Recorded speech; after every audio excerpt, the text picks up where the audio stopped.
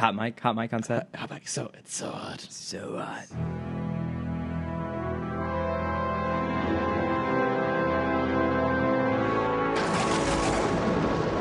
Welcome to episode 44 of Timm Talk, the podcast about the DC animated universe co-created by Bruce Timm. I am Chris Lord. I'm Cameron Dexter. And today is the day that It's the day, Chris. Cameron has been waiting for. Chris, audience, everyone, hear my words as I say, we have found the quintessential best, not just Bat episode, but Bat villain of all time. It is the Condiment King Day. It is Condiment King. He has finally emerged. I'm so excited, Chris. In our penultimate Batman the Animated Series episode. What? It's the second from the last. Penultimate. That's a new word. You're teaching me new things today, Chris. It's been a long day for both of us, as you can tell, as we're faking as much energy as we can. It has. Yeah, so much forced energy. But it's Condiment King, Chris. Some of it is Condiment King. Some of it is genuine because of Condiment King, and very little of it is from Lockup. But you know what? Not all of them. An interesting Not all of idea. them can be winners. Yeah. But so I guess real quick before we get into it, before Cameron expends all of his energy right now just saying the words Condiment King, anything newsworthy worth mentioning? This is your segment. Oh, this is my segment. Because I'm actually the one with news in front of me here. Two small things. Okay. As I answer my own question. Enlighten me, Chris. One is the Harley and Batman animated movie is going to get a spin-off comic. Oh, cool. That it's going to be like a 5-part series, like setting up the movie as to how Harley kind of left the Joker and got off on her own. Okay. And then I think they're going to continue the comic for a while afterwards, just kind of playing around in that space, which would be cool because, I mean, it's not officially part of the DCAU, but it's certainly heavily inspired by it, so that'll be fun to go see. And then the other bit of news was that along the lines of direct to DVD animated films from DC Comics, long way of saying that, Gotham by Gaslight. Oh, right. Yeah, It's yeah. gonna be the next it's, one, Steampunk Batman, but not. But Jack the Ripper killing, fighting Batman. I think there was. I feel like there was a Brave and the Bold episode that kind of did that story. I just remember Batman going back and finding like Steampunk Batman, whose name was actually just. I think it was actually Steampunk Batman. So perfect. Yeah, it was a very odd episode. I mean, amongst I think what are a series of odd episodes, though, right? Oh yeah. But they're so much fun. Like that series is so underrated compared to the rest. I mean, it's just because like it has that childish look to it, and I think, what was the Marvel show that came out around the same time? It was Marvel show. Avengers Assemble, kind of similar. No. style? It was for like it was like a preschool Avengers show where they had the same like Marvel big superhero. I don't remember. They had like the big upper bodies, and they all just looked very plastic. And I feel like when they saw that and they look at Brave and the Bold, it's a similar kind of art style, and it was kind of quick like, to dismiss it because like, oh, it's a kids show. It doesn't have anything relevant to say. But that is apparently it not does. true. Apparently it does. Haven't watched it. There in season 2. There, I think I've mentioned this before. There are 3 straight episodes where people die, and they talk about it. You got to have stakes. Yeah, as much as possible. Because like it's the Doom Patrol episode is all about dealing with PTSD. Oh man, like, this is not a kids show. Some heavy shit right there. Yeah. Ooh, gotta check it out. Yeah, it's they're on a mission, and I think someone dies on their watch. Like the villain kills someone, and it's all like he their dies reactions. and falls onto their watch, and they can't. Yes, get and the they time of can't death. tell time anymore. No. Yeah. Time becomes irrelevant. Yeah, that show great. Go watch it. I'll watch it. Bat plug already plugged. There we go. Done. I have one tiny other bit of news I just saw. Okay. And something you'll be excited about. They are apparently bringing 2 Disney Worlds. I saw the Tron ride. The Tron ride, yes. yeah. Oh, my. Of course I saw that.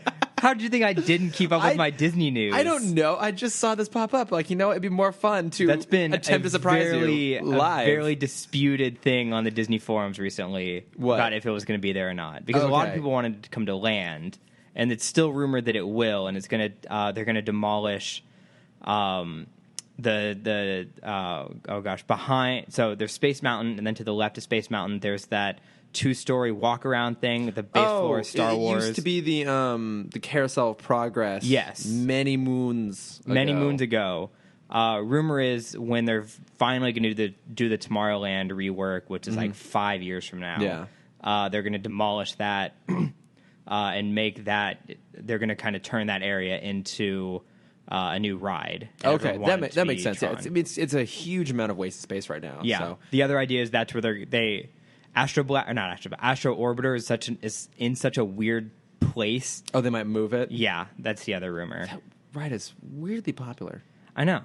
I think it's just because it's been around forever. Have you ever gone on it? Nope. Can't do spinny rides. Neither have. Oh, right. Makes sense. Yeah, I haven't gone on it Teacups, Dumbo, Astro Orbiter, Swing Symphony on DCA side. Not really missing anything on any of those. Yeah. Well. All kind of the same experience. Yep. Get cool photos sometimes. I see nice photos being popped up. Yeah. But we would hate for you to have to go one of these rides that would be driven crazy, because if you were to go crazy, Cameron, no, the segue's not working. Where would they put you? The segue's not working. Would they put you in an asylum? We also forgot it's we're in Comic-Con countdown time. I'm not done with the news, Chris. Why must you kill my segue? Because I'm not letting you segue it was this. So forced. We're in the Comic-Con countdown, everyone. We are a week. Yeah, a week for us. Oh my God, before we so go. Excited. I know, I'm pretty excited too. Actually, Are there any? Have you looked at the panel list yet? I haven't. Okay. Nope, I haven't looked at anything. I don't know where I'm going. I mean, I know where I'm going, but I don't know what I'm doing. I'm just going to go down there. I'm gonna wing it. Enjoy your time. I am. See, Nerdist is going to be back at Petco Park. Yeah, I don't know what they're doing. Carnival, which is now space themed. Oh, okay. Yeah. Ooh. All right. Well, we'll stop by and check it out. Yeah. Yeah. I'm hoping one of these years maybe we can do one of these down there. That'd be awesome. Yeah. It's very fitting. Yeah, do a crossover down there. That's what we should do. We should do a crossover down there at some point. Yeah. For another time, though. Also, speaking of crossovers, there'll be another one out this week. Yeah, we all watched Spider-Man. Talked about it. It'll be out soon. As soon as I get the artwork done, so that could be anywhere from 2 days to 3 weeks. Well, you got some serious Condiment King artwork to get done. God, it's gonna be the best artwork. First, all right, we've fluffed this long enough. We're finally getting into talking the episodes. All right, so 7 minutes. That's not bad. That's not bad. Lock up. Do you think we start out at Arkham Asylum? Hold on. Do you think this is the worst episode of the season? Oh, of this season. Yeah, because you mentioned it at the beginning of the podcast, and I didn't think about that. But this is the first kind of meh episode. It is pretty meh. I normally have more notes open than I do right now because I am distracted. Or the Killer Croc episode, I guess, were the most meh episodes. Let us see. Trial. That one's pretty good. Yeah. Avatar with Roz. That's okay. Housing Garden's pretty good. Oh, Terrible Trio. Oh yeah. Nothing can be worse this season. Nothing can be worse than the Terrible Trio. Rich people. Yeah. It's funny. I was just watching the Rich Dicks, the Kroll Show sketch. I was watching that earlier. Oh today. yeah. I feel like someone involved with the show once said the Terrible Trio was their least favorite of all of them. So. No, I'm sure. Yeah, that's. Oh yeah, I think Bruce Timm said that. I think he said that. Yeah, that's definitely the worst one. I think Lockup. It's okay. I think it's a really good idea. Mm-hmm. It's just not very well executed. I mean, because the whole point of this episode is they're addressing the fact that Arkham is a revolving door. The people are just constantly escaping and getting dragged back in, and there's a hole in the system, and Lockup, a.k.a. Lyle Bolton, wants to try and solve that. It's just the way he goes about it. It's not. It's the way he does it. It's not the best. Yeah. Oh, God. So I guess we can quickly skim over the episode. Lyle Bolton is the new head of security at Arkham. Yeah, he was put there by a grant from the Wayne Foundation because he's like this crazy technological lock expert. Yeah. So Wayne basically paid to have him brought into Arkham to try and solve the problem of the revolving door. Yeah. But he got a little overzealous. We see from not Scorpion, Scarecrow's Spider-Man on the mind. They're bringing in Scarecrow again. This is the second episode in a row that Scarecrow is being hauled back into Arkham. Yep. But we see him absolutely terrified to see this man. We learn that he's kind of been torturing the inmates to make sure they stay in. So Batman sees something weird is going on, so he uses his Bruce persona to call a board meeting, I guess, to... Yeah, like it's not a trial, but yeah, like a hearing of sorts. Yeah. Yeah, because it's... his mid-monthly review. Exactly. Because he's so wrapped up in Arkham business. But yeah, so it's the mayor, it is Gordon, it is Dr. Bartholomew, who heads Arkham, and then it is Bruce, and they're interviewing the inmates. Bruce, because he deserves to be on that panel. And rich men. Yes. And they're interviewing the criminals to see if there really is an issue there. And one by one, they go up in the stand. We get Scarecrow, we get the ventriloquist with the puppet. Great. Yeah, I made always a new love puppet. when ventriloquist comes back. And then Harley, and they're asking all of them, like, oh, is this guy basically any problems? They're like, no, he's great. He's so fine. nice. He's not doing anything wrong to us. He's so loving and supportive and caring. So Bruce is like, okay, well, then we'll just go ahead and extend his contract. There's a little reverse psychology. And Harley flips the fuck out. Well, I thought it was ventriloquist is the first one to talk. Because he can't keep his mouth shut anymore. And then I guess that's Scarface yells at him. Okay, yeah. Fine, correct me. I shall. Every chance I get. And I love kind of the punish, like the torture. Mainly just I love any time Scarface kind of brings up his torture. He's like, he held me over a box of termites. Yeah, so they fire him because he's gone too far, and then he realizes that the real problem isn't the criminals, but it's the liberal media. It's the liberal media. It's the bureaucrats and the cops and the infrastructure for the prison itself. That's letting all this happen. It's all Obama's fault. I know. The liberal media. Hashtag thanks Obama. This fake news. Creating Arkham as a revolving door. This is Slam Talk on Batman. Welcome back to Fox News. Sorry, I don't mean to. This is Timm Talk featuring Alex Jones. So he. What the fuck are we talking about? So he's going to go after all those people that he thinks is the true problem. And so the first person he goes after is Summer Gleason. Well, first we have a 6-month break. Nice title card. 6 months gap so he can get all of his shit together, get all of his toys worked out, make himself a nice fetching suit. Yes. And he goes after Summer first, who is leaving a lunch with Bruce, some sort of exclusive interview. Mm-hmm. And he goes to try and drag her car into the back of his van with these weird I wish limbs. That they would have, used that more. Because that was such an interesting device. So he had a truck, and when he opened the two doors, instead of having like a ramp that you normally see. Like a winch. On like a pickup truck. There were these two kind of robotic arms that kind of pulled the car in. Now, that's an awesome prop that was completely underused. He's got some like real high tech stuff. He's got those cool like metal tentacle arms, like the Sentinels would have, and like the X-Men. He's got like those in the ship later and stuff. Oh, that's true. Yeah. It's got some really cool shit. But he could have done a lot with all of his gadgets. I know, but all he does is just use them as locks. I know, it's just so many locks. Just as he's capturing Summer, he locks Bruce behind a revolving door. So he's got to change into Batman. He does his best Superman impression. Yeah, so he pulls out what I refer to as his bat suitcase. Yes, the bat suitcase. Yes. And opens it up. Inside is the suit, and there's a instantly and very densely packed smoke bomb that goes off so he can lickety-split. How often does he practice that? I think he spent weeks in the Batcave getting the formula right and having Alfred like time him. Yeah. How quickly can I change your Alfred? Well, I mean, I feel like I've mentioned this before, but he is an expert in magic, and quick changing is kind of a pseudo group of magic acts. He did train with Zatara. I'm sure Zatara had that was a huge act in like the 50s, 60s, 70s. Still kind of big now, not as big, but it's still interesting. So it's just a little mad, and we also don't know how much is he wearing underneath the suit. That's true. He could just have like the gloves, the cape, and the cowl, and the box, and the belt. Do you think Robin ever does like the quick change practice? Maybe with less dense fog, just in front of his mirror. Just in front of mirror, someplace where an audience could. Yeah. Anyways, I'm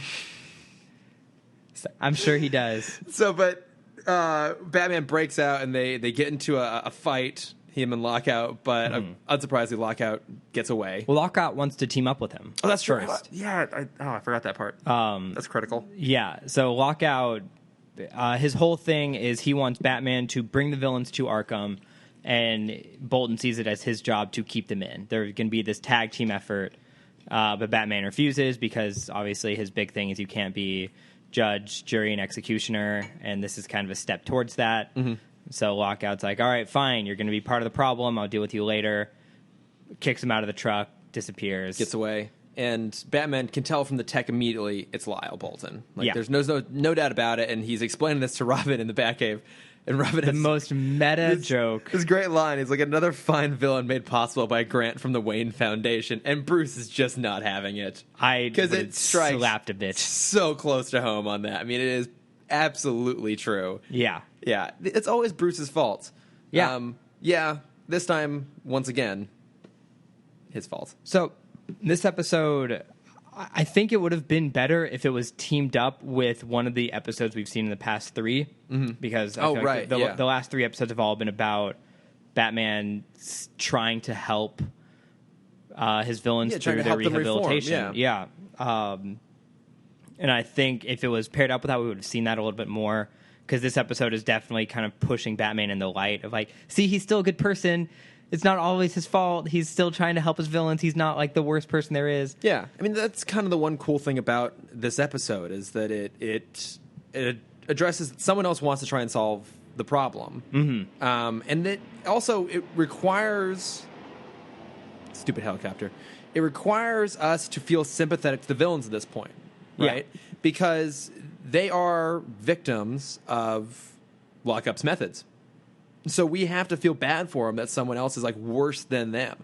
Something you can only really do after you've done like a whole series of episodes that put them in different contexts. You know, a lot of them had kind of sympathetic introductions, but then were always off in their capers. But a lot of those reform episodes you're just talking about were designed to make us look at them a different way. Right. At the hope that they can possibly change. Now here we're seeing that just even the institution that's meant to try and help them is actually making their lives worse. Right.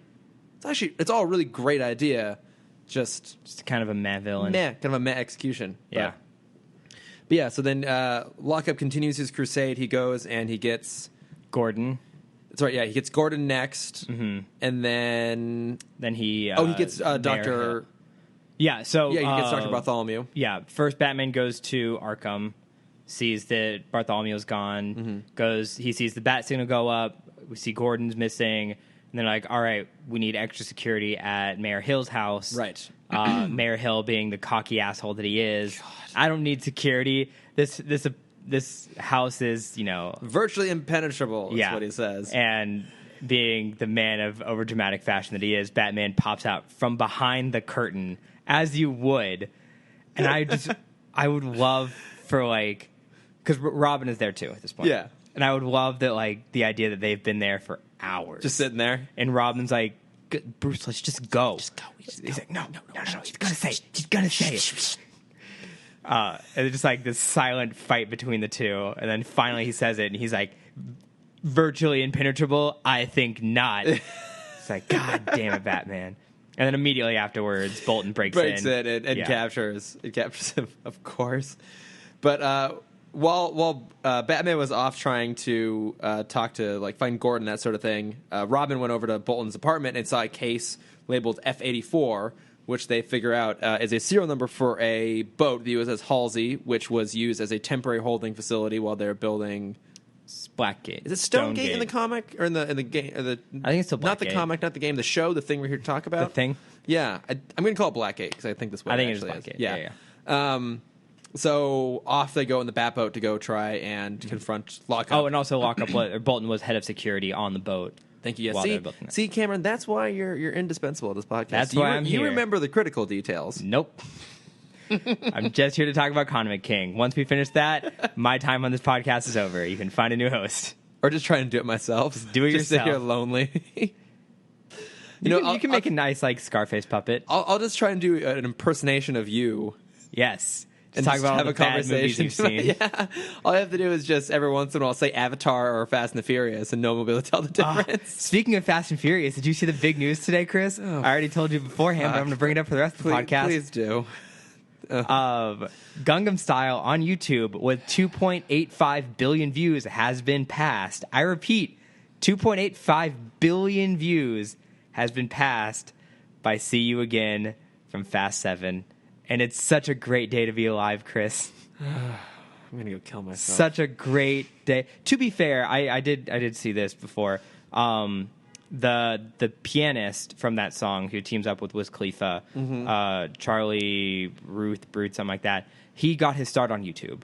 So that is kind of cool that technically YouTuber is the most viewed video again. Okay, I'm glad you found some part of that actually makes me happy. Yeah. And it's no longer and the fact that comedian. the thing that makes me happy is the success of a YouTuber says just an influencer. Such your favorite word. Oh God! So they go words to the great the soul influencer, but anyways, they go to the boat. Yes, they go to the ship. Robin's in charge of breaking all the locks while Batman beats up Lockup. Yeah, that guy. They accidentally turn the boat on, so it heads out to sea. But not for long. Immediately Immediately crashes into like a whole bunch of rocks and just tears open the side of the ship. I wanted to bring this point up. When is the last time after Titanic? Yeah. Have you seen another shipwreck kind of like a ship like it's wrecked and like it's nose diving into the ocean and sinking? Yeah. I feel like after Titanic, I haven't seen it at all. I've seen it once. And you're going to judge me for it. When am I not? Always. What? In Pokemon, there was a few episodes, which, to be fair, this is a crucial part in the video game. Okay. You're on the SS Anne, and that's a 2-part episode where Ash gets... A-N-N-E. Oh, like a person. Like the lady. I just assumed it was some weird Pokemon. Nope. Okay, never mind. Continue. Yeah. There's a 2-part episode where they fight in the sinking boat. And I think that was after... I mean, I don't know. That's early. Well, no, I guess the anime came out 98, so that would be after. Was it not? Well, I thought it was on in 97. I mean, that's when I thought. It might have been right around the same time because I feel like the new Batman Adventures were 97 and they aired concurrently with Pokemon. I'm Googling. I'm going to let you look that up while I talk about one of my favorite moments in the whole episode. We're always talking about villains falling out of things and being conveniently saved by rivers and pools and bonsai trees. I think this has to be the best one because when the ship hits the ground, Lockup falls out of the control tower and he bounces off of a perfectly angled life raft that was amazing. Up against the wall. A straight up trampoline. It just like bloop, plops out. Okay, I'm good to go. And Batman looks down and is like, oh, that was a good way to do it. So he just falls and does the exact same thing. I was right. You were right, 98? Yep. I mean, we're both kind of right. 97 was in Japan, 98 was in America. Okay, well, in essence, though, I was wrong because I was referring to what would have been airing. Yes. The episodes that I would have been not watching when I was waiting to watch Batman. So it would have been illustrated before Titanic, but not come out in America until after Titanic. Okay, so in that sense, it doesn't count then. Right. Because it was before. So, yeah, I don't think I've seen anything really post-Titanic that does this exact thing. Because, I mean, this is the exact same thing going on. Like, Batman and Lockup end up literally on top of the back of the boat as it's sinking down. They fall off the back. They land onto the rudder. Like, it starts to tip over. Lockup's trying to push Batman into the prop and chop his head off. And while all this is going on, Robin has gone and rescued the 4 hostages. And my bathroom whistles. Oh, that's cool. Sometimes. It's exciting. Yeah, it also leaks. I'm not going to get into it now. Robin is in there rescuing all the hostages. They've been locked up, kind of in the hull. In the lower hull. In the steerage class of the ship, essentially, and it's now flooding. What? Steerage class. Okay, it's a term. I don't know any boat terms. It's a term. I come from the Midwest. All of my boating terms come from video games where they kind of used like spaceship names and just replaced the boat names for it. Right. I mean, I'm so extraordinarily white. You would think that I would have spent time on like. Were you part of a yacht club? Chris? A yacht. You would think I would have been a yachting young chap. But is your family part of a yacht club? I've never been part of a yacht club. I don't know how to sail. Oh, that's a shame. I know. It's like that and like polo are the two extraordinarily white things that I've missed out on my entire life. But moving on, steerage is a real thing. It's a low deck on a ship where I believe you. Yeah, exactly. I'm not asking if you're Yes. wrong. I'm asking you to teach me more. But Robin finds a hatch. Like, here, we're going to pop through this hatch and we'll be safe. And he opens the hatch, and it is literally on the bottom side of the ship next to the prop. So I don't know why that's there, because if you were actually out at sea and not sinking, which is the default setting for a boat, if you were to sometimes. If you were to open that hatch, you would just either drown or get sucked into the prop. I think it was like there was like a failsafe on the door on the inside of it, and it was just to test the criminals that were in there. Of like, if you get out, there's this convenient exit. I'm going to put a post note that says "Do not open." I mean, but it's not my fault if you guys escape. Lockup was in charge of that ship back in the day, so he probably put it there. Yeah. Just to try and get rid of some of the criminals, and just no one knew what happened to them. Yeah. Except the whole thing would have been flooded. No, there's that. But so, Lockup's got Batman cuffed, and they fall off the rudder into the water, and Robin and the hostage is like, oh my God. I feel like this was so drown. lazy. It's pretty lazy. On every writer and animator's part. Yeah, so Batman is handcuffed. He flips into the water, into the rocky water that just crashed the ship. So we know there's like, it's very rocky. Rocks. There. And everyone's like, gasp, oh no, Batman's dead. And then he grapples out of the water with Lockup now in the handcuffs. And no explanation. No, like, scene of struggle. No, like, bubbling or anything like that. He just cuts to Robin. He's like, man, I wish he'd teach me how to do that someday. And then it switches scenes. I mean, again, to your credit, as you were saying earlier, to your point, he did study magic. Yeah. And illusions. That's not a quick change. I mean, it is of sorts. Yeah, right? Yeah. But, yeah, and then it goes off, and Bolton is getting locked up at Arkham. And my thought here was, is he crazy enough? I agree. I feel like he should have gone to Blackgate. He should have gone to Blackgate. Yeah, I'm like, this doesn't seem like he's crazy enough. But then they lock him in a cell, and he's like looking through like the little slot in the door, and he's like staring at the other cells, like, oh, finally, like, I can keep an eye on all of you. This is where I was meant to be. And like, oh no, cool, he is crazy enough. And to be in also, Arkham. like, Okay. I do get that he is like, that was his plan all along. It's like, I can keep an eye on you at all times now. But why is, of all of the Batman villains, why is he the one in solitary? Well, because he can't be kept with the other, like, he tortured the other villains. True. Like, That's he couldn't okay. really I be didn't think amongst about them, that. right? Yeah. Yeah. So I mean, they're also all hassling him as he's walking down. yeah, they're the hall. all like catcalling him and stuff. And you know, again, he's a great idea. I'm not going to say he's necessarily particularly well executed. I mean, he was created for the show, so credit to the writers for recognizing kind of a hole in their own storytelling that they could then utilize to tell a story. And I've only seen him pop up once before in comics, and that's during No Man's Land. Okay. When he's put in charge of Blackgate, and he keeps all the prisoners there, and Batman kind of has to tolerate him because he needs someone to oversee the prisoners. And you haven't read No Man's Land. I have not. Okay. Next time I'm home... This is like the sixth time you've brought it up. I'm always... At some point, I'm going to read it. I will bring it home I'll bring it back from home next time so you can read it. It's cool because it often puts Batman, and puts all the characters in moral situations that they... have to make huge compromises on, and it's pretty cool. So I like that element of him in that thing, that series. in that thing. Any other thoughts? No, we kind of covered it all. I mean, the big thing was just like, Batman is all about rehabilitation, while Lockup was all about incarceration. He didn't care what happened to the villains as long as they were off the streets. Yeah. So he's good. There's the episode summary. Okay, wait, keep pedaling for a second. I got to look up our sponsor because I forgot to write it down this time. It's the Bro-C. Oh, right. Yeah, so us, but for the OC. Yeah. Did you ever watch that? I did not, and I had a very stupid moment over the weekend with my stepbrother where I asked him, Jamie, what is the name of the show that took place in Laguna Beach? For the people who don't know, the show is just called Laguna Beach. And I felt very proud of myself in that moment. I'm sorry I don't watch bad dramas. I just watch Riverdale. Well, anyways, if you are a fan of the OC, check out the Bro-C, and here's the plug for it. Hey! Do you like teen dramas? Do you like teens? Do you like watching TV shows? If you do, you might like watching The OC. So give it a try, and you can listen to us in podcast form on the Bro C. We talk about flip phones. We talk about tube tops. We talk about things from the early 2000s. We talk about people smooching other people. Ooh, and great, great music. Yep. So hey, listen to us on iTunes or SoundCloud here on the Nerdist School Network. Woo. Ooh. One of these days, I'm actually remember to Nope. play that. Yep. One Nope. of these days. One of these days, Karen. Bang, zoom, straight to the moon. Wait. You know what that's from?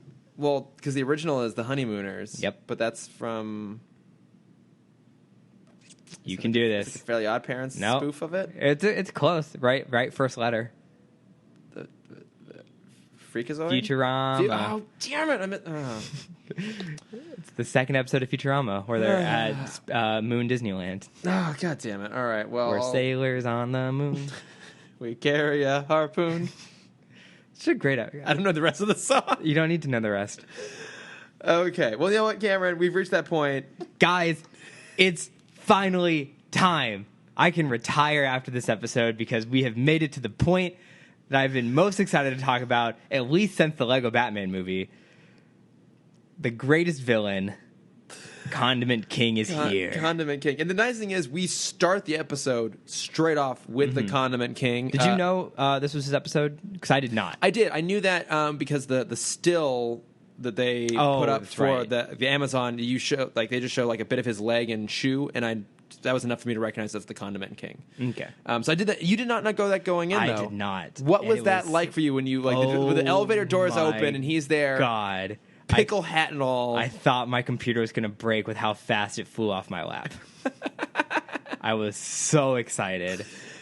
I mean, it's a great reveal. Even This episode, obviously the episode isn't great, but No. it's the funniest episode, I think, because Paul Dini wrote this, and I don't remember who. Boyd Kirkland.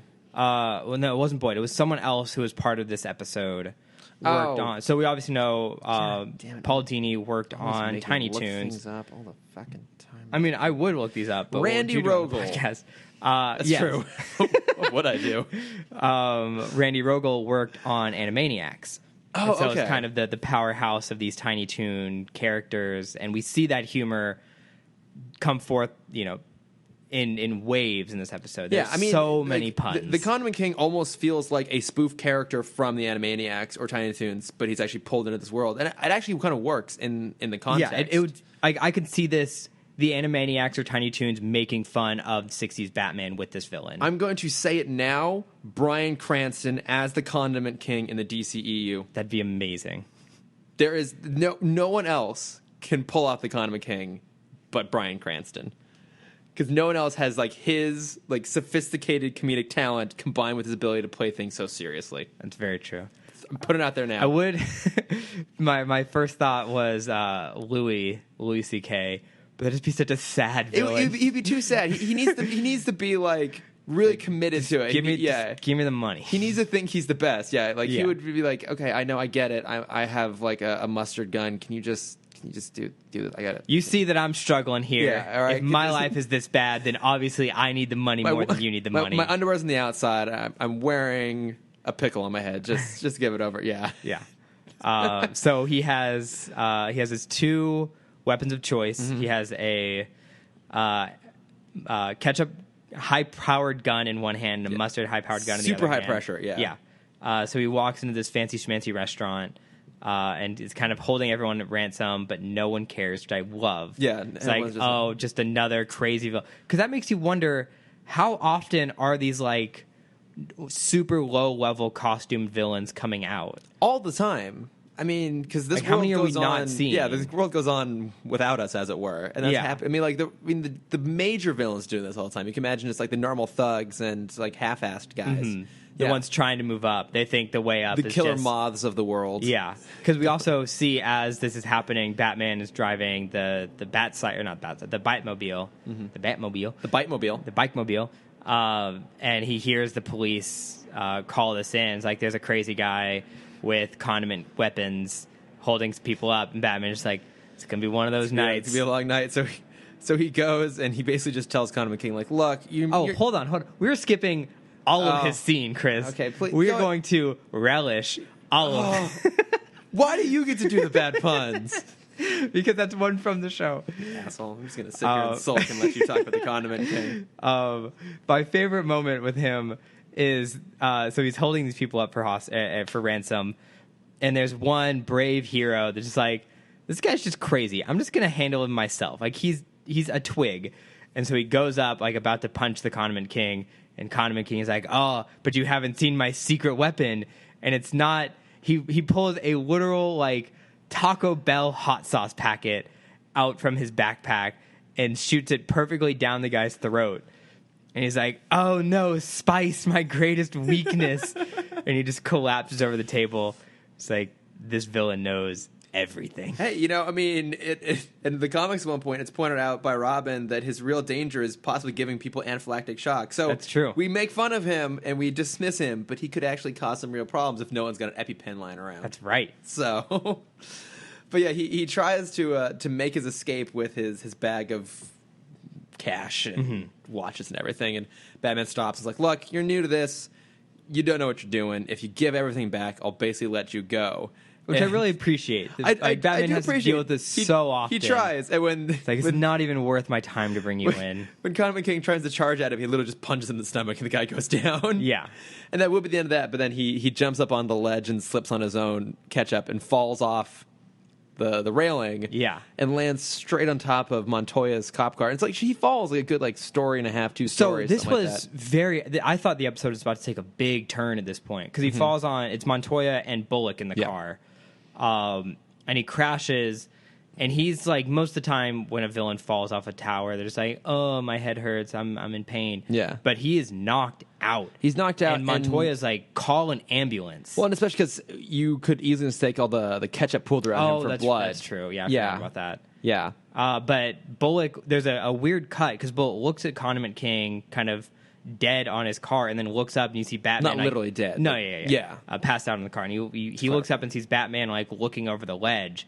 And I thought this was going to be a big turn of like Bullock, like Batman has finally crossed the line in Bullock's eyes, like he can't do this anymore. And I thought it was going to be another Batman chase episode. Yeah, I kind of thought that too, but I'm very glad it wasn't. No, it's not. So yeah, they take him away and then back to the Batcave. I knew. Fuck off. All right.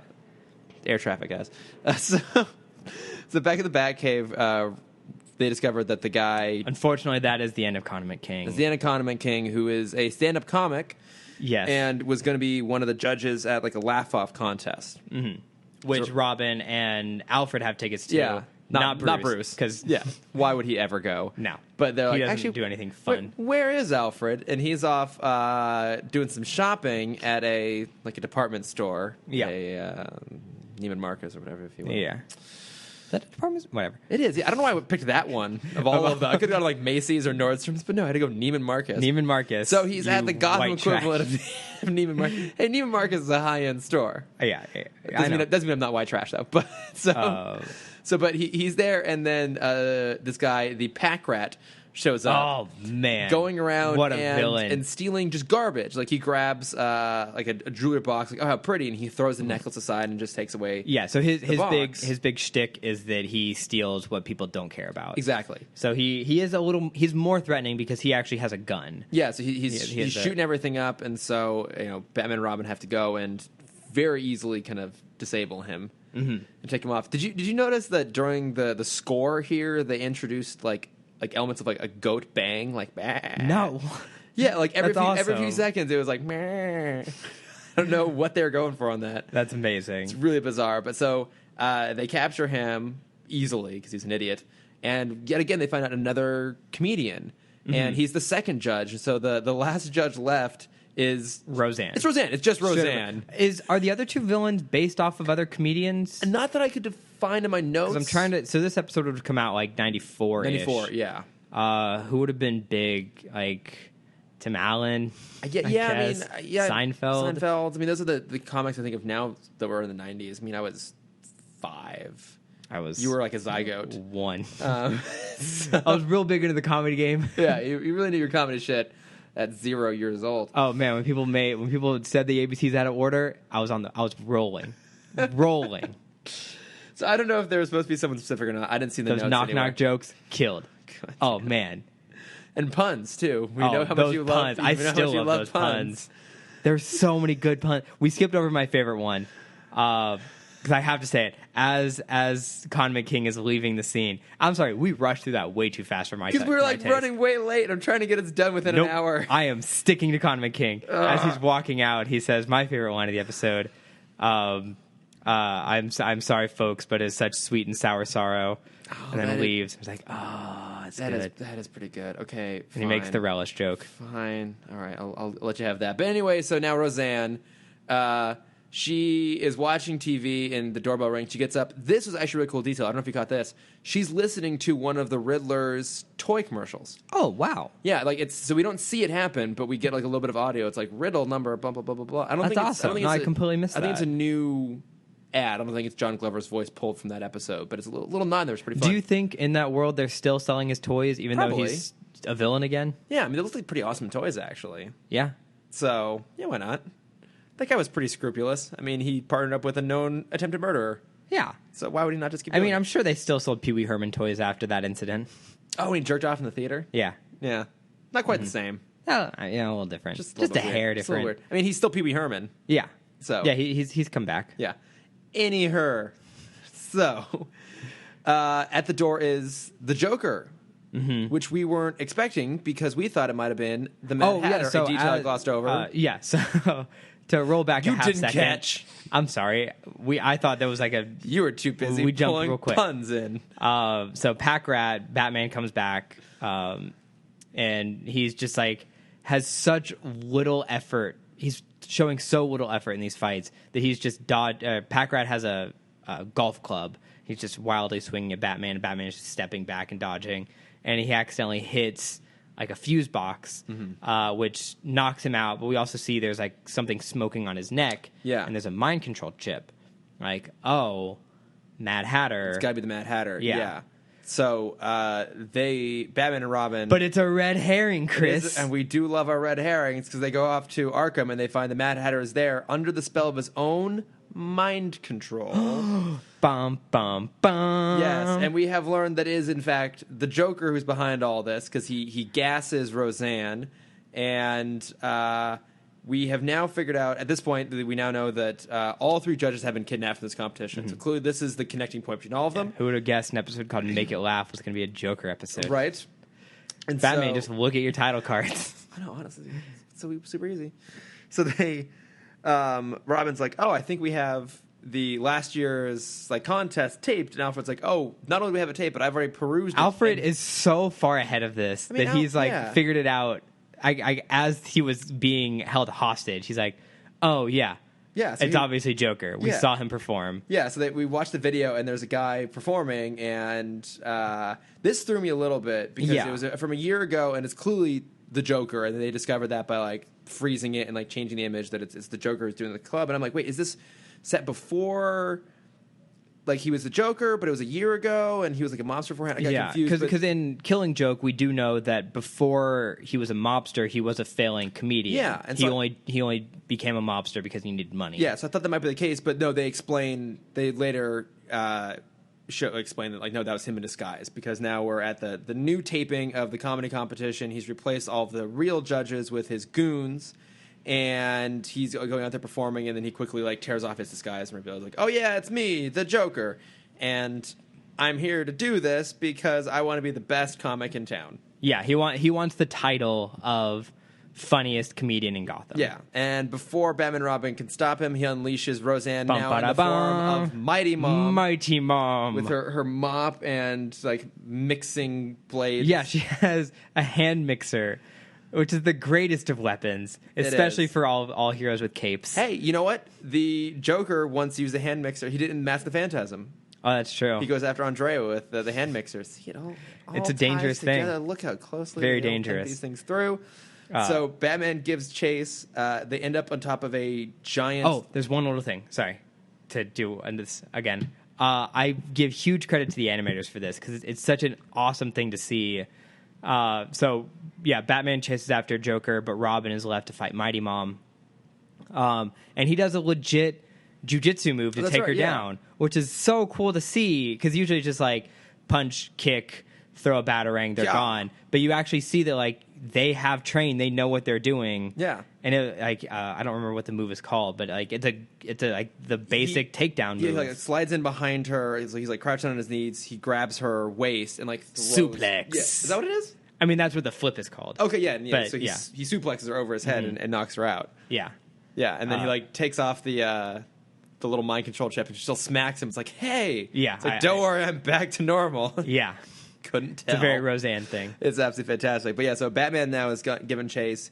He's followed Joker out onto a massive laughing baby balloon, which I can only imagine is a reference to the '89 movie. I'm sure. Yeah, which I guess, because I read this too, and I don't know if this is actually true or if this is an idea they drew, but one of the ideas of this episode is that these comedians are actually turned into dangerous criminals, who to be taken seriously. And like there was some discussion of maybe that was slightly inspired by the fact that Michael Keaton was a comedy actor and no one believed that he could play Batman, and then lo and behold, he's one of the best Batmen. And now one of the best Spider-Man villains. Oh god, yeah, one of the best Marvel villains in general, I'd say. Yeah. Oh, Keaton. You can listen to more about that on our crossover podcast. Oh, look at that plug. Well done. But so they're on the balloon, and what happens? I don't even remember. They have a quick fight. It deflates. Joker jumps off, falls off. I think he falls off. Batman grapples him, ties him to the deflating balloon, and we end on a nice, fun pants around the ankles laugh at Joker. Which I appreciated. Yeah, you need it in there, I mean, it's like we mentioned this a lot in the first season, but like it's still a kid show. I appreciate the little things that make it still a kid show. I do too. It still has to be. And it's overall it's kind of a silly episode, but it's pretty fun. Yeah. And at a minimum, it gave us the Condiment King. The greatest of all. I know. And I mean, he was worthy enough, like Harley or Montoya or Lockup. Same level as Harley, I would say. Same level as Harley. He made his way into the comics. Yeah. Like he's going to get a super sexy actor play him in the next movie as well. Yeah. Well, we've already established who has to play him. I know. But I mean, Bryan Cranston's not attractive enough. That man is handsome, all right? I mean, it's not like I'd rather see like a Tom Hardy. But he'd be too serious. Does Tom Hardy have the... Well, actually, you know what? Tom Hardy was surprisingly good in This Means War. Yes, that is true. That is actually a pretty funny movie. Yeah. Plus, it's got Chris Pine. I'm very surprised you've seen that movie. I did see that movie. Because I like that movie. I like that movie, too. Chris, you have bad taste. I'm rubbing off on you. Oh, no. It's for the best you're retiring from the podcast at this point. Yeah. Yeah. My career depends on my ability to differentiate good movies from bad movies, so it's time for you to go. Yeah. But I've never read anything with Condiment King in the comics. Apparently That's our way in, Chris. We're going to write the great Condiment King origins, yep. Yeah. New 52. That's actually a good point, because I wonder what he has a justified origin here. I wonder what his origin would theoretically be in the comics, because it would be the same thing. It would be mind control. Is he just like a normal crazy guy who like goes off and does his thing? I want it to be the exact same story as Joker, but when he falls in the pit, he like it's like he falls into just like he falls into a radioactive pit, and as he rolls out, he like falls into another like mustard pit. He gets electrocuted and falls onto the condiment table at the annual Gotham nuclear power plant barbecue. Yes. And boom, there we go. That's our story. Yeah, radioactive mustard. Take it or leave it. Take it or leave it, DC. King. Apparently he was beaten to death in a comic, though. No. I know. I don't know if that's actually like confirmed. I tried to find the panel. I really tried to find it, and I couldn't. How dare you? So maybe he didn't die. I can't believe it exists until I see proof. Picture didn't happen. Picture didn't happen. Oh, the Condiment King. There's rumors we're gonna get a Lego of him, which I really, really hope is true. Oh my god, that'd be amazing. So yeah, I'm kind of surprised. I feel like he was in one of the Lego Batman sets already. He's not. No, I know for a fact he's not because I've looked. Okay. Plus, come on, if he were, it would be on that bookcase. Yes, you know that would be true. That is true. Yeah. But I think I saw one online, but it must have been a custom. I think it was a custom one. Yeah, minifig. or maybe we'll get like one of the DC collectible figures. Too. I don't know because I finally got some. As you can I'm see, looking at them right now. Yeah, I meant to put that on our Instagram. I will at some point. But yeah, I got the Batman Beyond set. They're really really cool. So now They look really cool. I need to start getting the rest of them. But the Condiment King would be amazing. But I don't know. That's true. Do you know? I'm not going to go into it. Never mind. Okay, offline discussion. Yeah. Whatever that was. We can talk about Figmas for the people wondering. Figmas? Why did I ask? Why? It's these super super detailed Japanese kind of collectibles. Oh wait, no, you showed me. Yeah, they did a Deadpool. Yeah, they did that. Usually they focus on like anime franchises and Nintendo games. But you think we're gonna do a Condiment King one? No, I'm just saying like that's where I think kind of collectible toys are going because they're completely malleable, right? Bendable. Chinese, my big boy words. Posable. Yeah. Yes. If you remember those wooden wooden things, people that you would get in art class in high school. Oh, like the little like, the little wooden posable guys you can draw. Yeah, I got one on my bookshelf. Nice. They're very similar to that, but obviously look awesome. Yeah, because they're like actual cool IP. Yeah. Yeah. So our sponsor for the week is Figma. Yeah, sponsor. If that's our sponsor, what's one of our plugs? Damn it. Yes. What have I watched since the last episode? I've been on vacation since the last episode. I'm sure you were. We watched Baby Driver. Oh, We had a great experience with Baby Driver. So good. I'm gonna drop some of our LA-ness. Yeah, please. I mean, they already know what huge douchebags we are. Oh yes. By our mere presence in this city, but go ahead and reinforce it for us. So before the movie, there was a Edgar Wright signing across the street from. We went to this theater called ArcLight, and there's a record store across the street where he was doing a signing for Amoeba. for Some the might know. for the CDs and records, and we missed about like an hour. And I'm like, I didn't want it signed; I just wanted to see him. Yeah. And so as we walk into the theater, there's some kind of like talking going on the side. They always there's like a little huddle over here, but they always introduce the movie. Like someone would work at the theater always comes out and says, "Oh, it's this movie. It's directed by this it's person." Like Alamo Draft House, I think, does the same thing. And it's like, oh, but we'll let someone else introduce it for me. Yeah, and I was expecting because this has happened I think once before where they're like, oh, we have a special guest in the audience. It's like the third stunt double for Chris Evans. Yeah, I'm like, all right, that's kind of cool. And I was expecting like it's the stunt driver or some like minor character, but like no, Edgar Wright came and introed the movie for us, which was amazing. It was really awesome. Yeah, he told us some stories. Yeah. I've also heard him recount on like various podcasts like Nerdist and Empire Podcast. But it was awesome to have him there like introing the movie and like talking about how it's all started like, when he was like 22 and heard the Bell Bottoms song and like imagined a car chase and made a whole movie out of it. Have you been listening to that soundtrack on loop? Oh my god, it's so good. Constantly. Yeah. Hocus Pocus by Focus. Rediscovering that song, it's absolutely fantastic. The two that have made it into my like song rotation are the BABY. Oh, that one's I was listening to that a lot today. Hall & Oates, not Hall & Oates, Simon and Garfunkel. Wait, actually, the actual Baby Driver song itself. Yeah, no, I've been listening to Bell Bottoms and BABY. They're the cover of Harlem Shuffle, which is one of my favorite Stone songs. So, guys, not only should you go see the movie, you should also listen to the soundtrack because it's fucking incredible. But there's more to that LA story because this is not the first time we've run into Edgar Wright. Shut up. Oh, yeah, okay, yeah.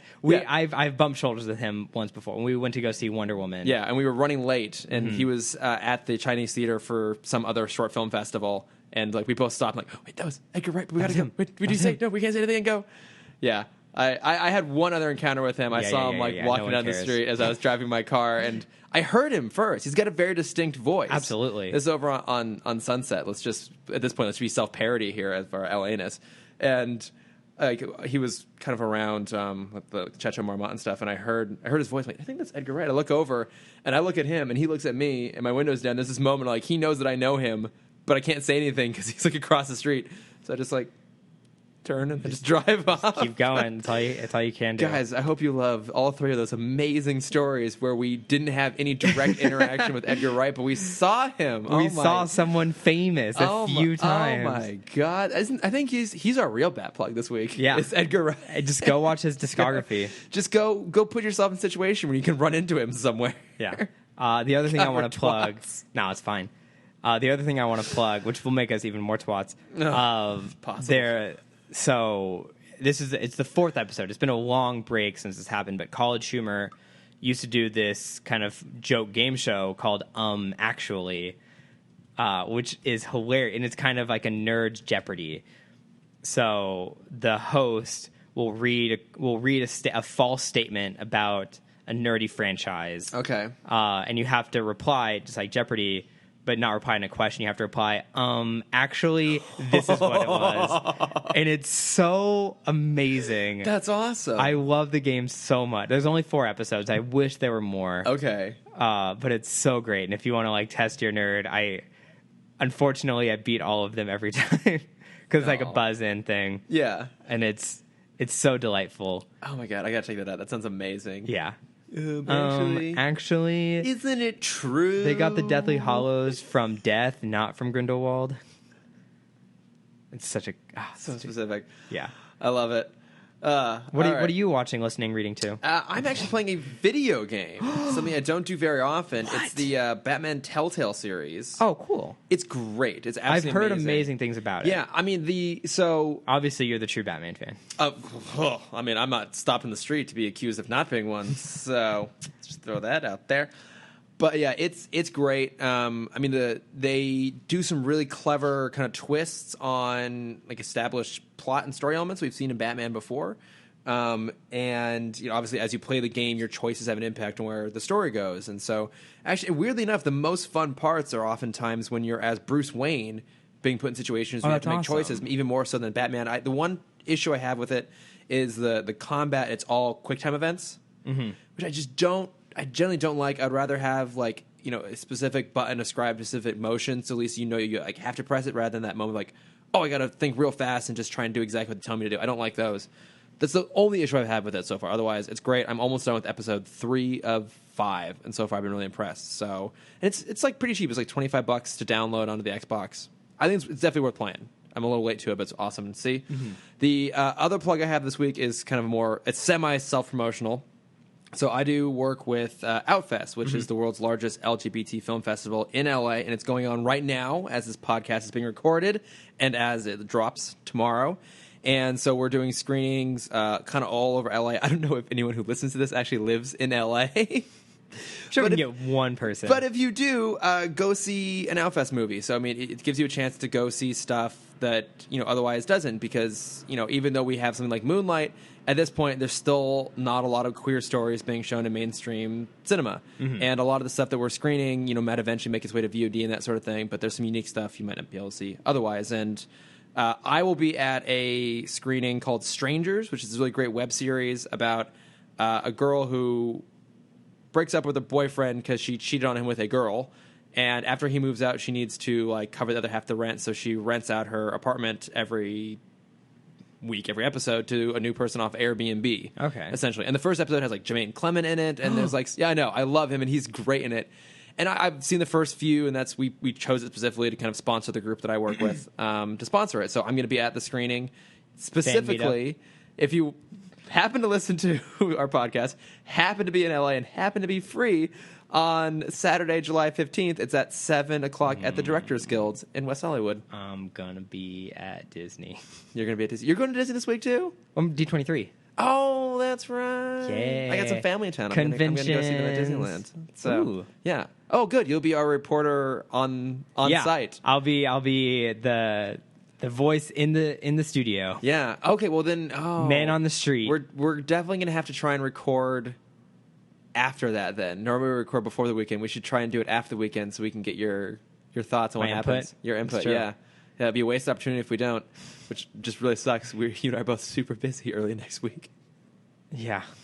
We'll make it work. We'll figure it out, Huzzah. as we always do. Huzzah. Well, if you want to reach out to us and berate me for fucking up and forcing us to record the podcast a day later than normal, you can... It's just going to be me. I'm just going to make a bunch of accounts. You should. Just spam, trash you. Just spam the podcast. It helps get awareness out, so do it anyways, which you can find at Timm Talk Pod on Facebook and Twitter and Instagram. If you want to accuse me personally, I am at Lordifer on all those same platforms. If you want to praise me, I am at Cameron.Dexter. If you want to tell him how great he is with his puns and tell me how bad I am with my segues, Or to tell me how great I am with my movie and TV choices. Oh, God. What's the name of the song again from Fast and the Furious? It's been See You Again. See you again. Okay. God Yeah. damn it. Well, we'll see you guys again next week. 2.89 billion views, Chris. I am off to go leap off the balcony. So, We'll see you next week, guys. Thank you, everyone. Bye. The Nerdist School